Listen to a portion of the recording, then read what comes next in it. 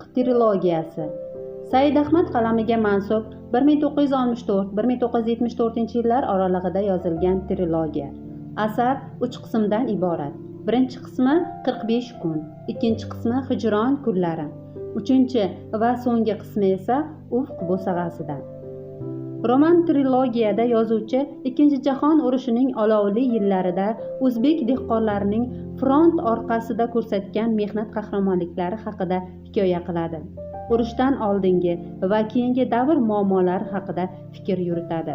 Romanda davrga xos qiyinchiliklar, mashaqqatlar ichida urush va mehnat frontiga safarbar qilingan yoshlar, Azizxon va Lutfiniso, Nizomjon va Dildor, Tursunboy va Zebixon kabi tutashgan taqdirlar hayotidagi fojialar tasvirlangan. Kasbi tuman axborot kutubxona markazi siz aziz kitobxonlarga Said Ahmadning Ufq trilogiyasini o'qishni tavsiya etadi.